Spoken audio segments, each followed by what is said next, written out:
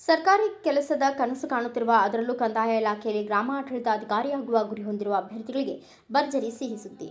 572 ಹುದ್ದೆಗಳ ಭರ್ತಿಗೆ ಸಂಬಂಧಿಸಿದಂತೆ ಅರ್ಜಿ ಸಲ್ಲಿಕೆ ದಿನಾಂಕವನ್ನು ಮತ್ತೆ ವಿಸ್ತರಿಸಲಾಗಿದೆ. ತಾಂತ್ರಿಕ ದೋಷಗಳು ಹಾಗೂ ಅಭ್ಯರ್ಥಿಗಳ ನಿರಂತರ ಮನವಿಯನ್ನು ಪುರಸ್ಕರಿಸಿರುವ ಕರ್ನಾಟಕ ಪರೀಕ್ಷಾ ಪ್ರಾಧಿಕಾರ ಇದೀಗ 2ನೇ ಬಾರಿಗೆ ದಿನಾಂಕ ವಿಸ್ತರಣೆ ಮಾಡಿದೆ. ಆಗಸ್ಟ್ 20, 2026 ಆನ್ಲೈನ್ ಮೂಲಕ ಅರ್ಜಿ ಸಲ್ಲಿಸಲು ಅವಕಾಶ ಕಲ್ಪಿಸಲಾಗಿದೆ. ಶುಲ್ಕ ಪಾವತಿಸಲು ಆಗಸ್ಟ್ 21 ಕೊನೆಯ ದಿನವಾಗಿದೆ.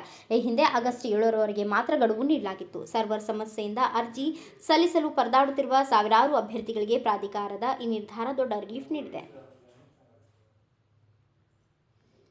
ಅರ್ಜಿ ಸಲ್ಲಿಕೆ ದಿನಾಂಕ ವಿಸ್ತರಣೆ ಹಿಂದಿನ ಕಾರಣಗಳೇನು? ಈ ಹುದ್ದೆಗಳ ನೇರ ನೇಮಕಾತಿ ಅಧಿಸೂಚನೆ ಹೊರಡಿಸಿತ್ತು. ಆರಂಭದಲ್ಲಿ ಜುಲೈ 30 ಅರ್ಜಿ ಸಲ್ಲಿಕೆಗೆ ಅವಕಾಶ ನೀಡಲಾಗಿತ್ತು. ಅನಂತರ ವಿದ್ಯಾರ್ಥಿಗಳ ಒತ್ತಾಯದ ಮೇರೆಗೆ ಆಗಸ್ಟ್ 7 ಮೊದಲ ಬಾರಿಗೆ ದಿನಾಂಕ ವಿಸ್ತರಣೆ ಮಾಡಲಾಯಿತು. ಆದರೆ ಸರ್ವರ್ ಸಮಸ್ಯೆ ಹಾಗೂ ಇತರೆ ತಾಂತ್ರಿಕ ಅಡಚಣೆಗಳಿಂದಾಗಿ ಹಲವು ಅಭ್ಯರ್ಥಿಗಳಿಗೆ ನಿಗದಿತ ಸಮಯದೊಳಗೆ ಅರ್ಜಿ ಸಲ್ಲಿಸಲು ಸಾಧ್ಯವಾಗಿರಲಿಲ್ಲ. ಈ ಹಿನ್ನೆಲೆ ಇದೀಗ 2ನೇ ಬಾರಿಗೆ ಆಗಸ್ಟ್ 20 ಡೆಡ್ಲೈನ್ ವಿಸ್ತರಿಸಲಾಗಿದೆ.